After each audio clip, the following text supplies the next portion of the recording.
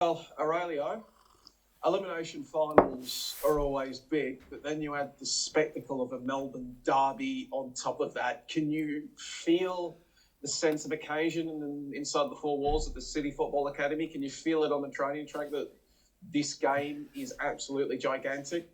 Well, I think everyone knows that, Joey. It is a massive game. It generally is a massive game during the course of the season when you're playing Victory, but because it's also an elimination final, it probably adds a fair bit of spice.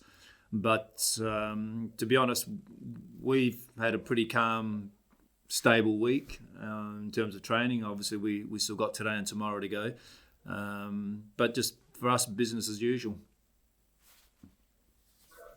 I guess, does the fact that I know you've had a lot of squad turnover from previous Premiership and Championship teams, but it is still a very veteran experienced squad. Does that place you in good stead for a game like this, that you've got players that won't be overawed by the sense of occasion? Yeah, but look, possibly, but they've got a pretty experienced team as well, and to be honest, all the three games have been very, very close. They got the winner quite late in the third game. The other two games were very, very, very tight. So I'd imagine it'll be pretty tight as well in this game, and whether that added experience helps, you don't really know. You don't really know, but some of us are probably going into such a knockout, cutthroat game probably for the first time. In terms of the health and fitness of your squad, obviously you've battled a host of injuries over the course of the season. What's it looking like that you'll have to call upon for this game? Any injury concerns from last week? Anybody coming back in? No, at this stage we're status quo from the last couple of weeks, so that's been pretty good, to be honest. So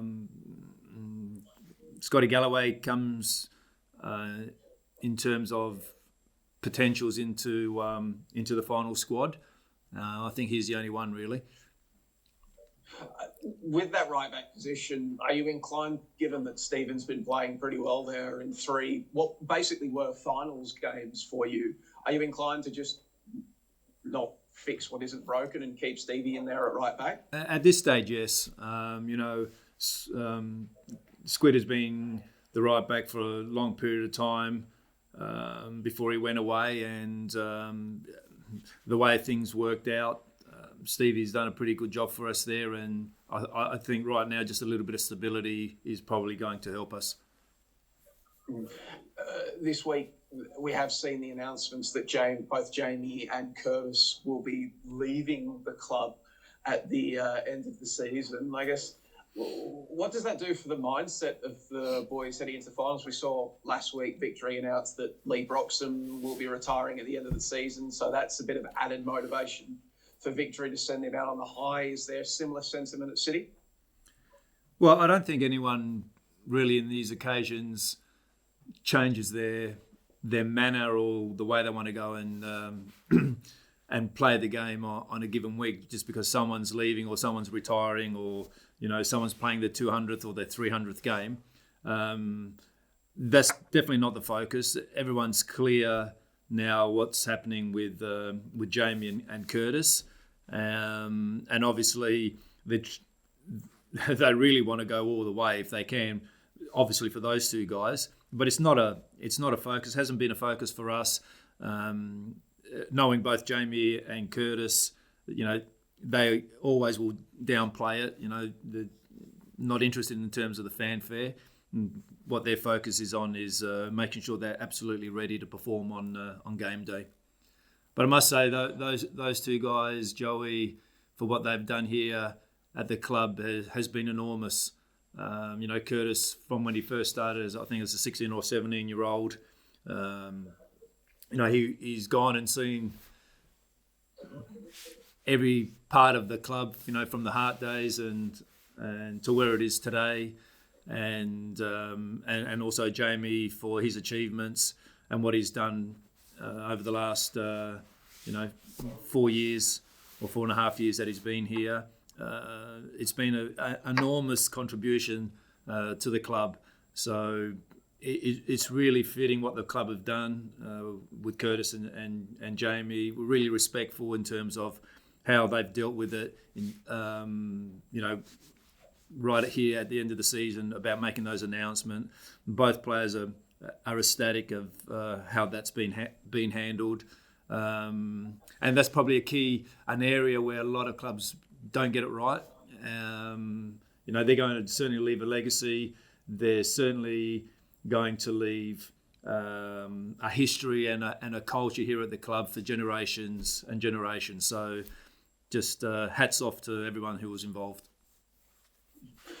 Did you have Curtis in your junior international sides when you were the coach of them, Aurelia? I had both of them, actually. Yep, actually, in this squad, I've probably had 6 or 7. So had the full circle with them when, they were 21, 22, not really playing first team football. Jamie was at St Mirren at that stage. Curtis was obviously playing probably a little bit more here at Hart. So, yes, I have had both of them in the Olyrood group. Because with Curtis, he went to Newcastle and then obviously the hip injuries really derailed him for several years.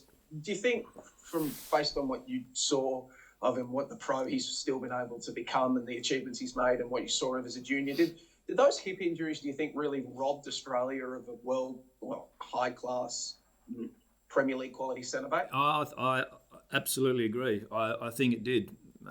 We really never saw the best of Curtis. He was only just starting.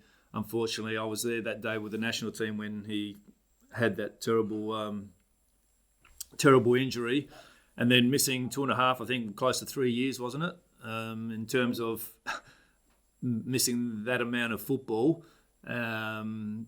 He could have been anything. He could have, for me, definitely would have played at the highest level.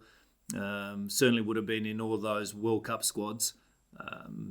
In terms of understanding of the game, in terms of being able to carry the ball out of defence, picking the right pass, not panicking.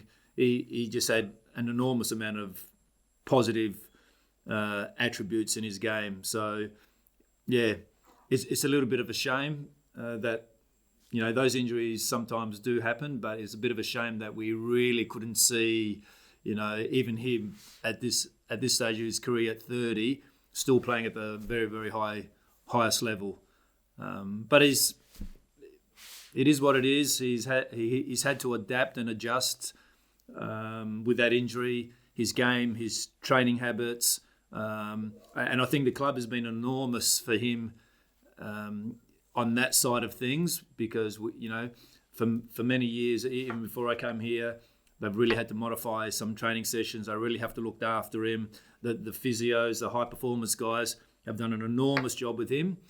And to be honest, anywhere else, he probably wouldn't have survived this long, because that extra care that the club have given him has given him absolutely every opportunity to get him to where he is today, and now he has a great opportunity to continue his career by going externally outside of Australia, earn some money, and definitely get what he deserves. You mentioned in one of your previous answers, Riley, about the certainty now that these announcements have been made, and I know I've been asking you about Jamie since October, November. Just the fact that you now have the announcements are out in the open, everybody knows, has that been a bit of it won't boost performance, but a relief for yourself and the playing group that now, all right, cards on the table, everybody knows, let's focus on football? Well, it's obviously easier when it's all out in the open, because, and to be honest, you've made we've had those discussions on several occasions, but no one really knew. Was he staying? Was he going? Has he got something overseas? Has he got something at another A-League club? No one really knew except him. And to be honest, I stayed out of it and let him deal with that side of things. And we're talking about Jamie. But that really didn't waver his commitment and what he was doing here at training. And yeah, he had a spell when he was on the bench, but when he came back, close to back to normal. He's scored a couple of goals since he's been back, and he's more relaxed and more calm. And when you're like that, your game goes to another level. You're able to just play automatically without having a lot of baggage in the back of your mind, and that helps. So, as I said, he hasn't brought that onto the training pitch. He's been absolutely phenomenal within the group and on the training pitch, and that's all you can ask for. I guess the $100,000 question, Aurelio, how do you beat Melbourne Victory and move into a semi-final against the Mariners? Yeah, look, they certainly got a lot of weapons going forward, not just with their attacking players, but also with their attacking fullbacks. I thought the last game we played, we controlled, even after going 1-0 up, we controlled the first 15 or so minutes, and then we didn't really control the game. And for us, I think that's going to be the biggest key. We know we're going to have a fair bit of the ball, but we need to do that better and control the game for closer to 90 minutes than we did in the last game. And obviously, disrupting their strengths, Bruno, the wider players, McCouch, they've got a lot of weapons, as I said, and we just got to be mindful of all those things. But controlling the game for longer periods certainly is going to help us. And just, I guess, last one from me, mate. It's a big week for Melbourne City, and not just in the men's football space. The women have their grand final at home tomorrow afternoon. I'll guess, obviously, both sides have had a lot on their plates, but have you been able to see much of the women's team? What have you made from them, and what do you reckon their chances are tomorrow? We're living in the same house here, mate, on a daily basis, so we see the girls every day. They've, again, done a fantastic job. Dario's done a brilliant job with his staff. They've gone through some adversity as well in terms of injuries to key players throughout the season, but they just keep plugging away. As I said, we see them every day. They're a happy bunch. We're mixing the girls with the boys here with breakfast and all sorts of things. So all I do, and I think from everyone here at the club, and especially from the men's side, is just wish them all the very best. Go hard. It's never an easy thing to continue to win, but Dario's found a really nice mix of getting them up on important games. So I'm sure he'll do the same again tomorrow. So we wish him certainly from the men's team the very, very best.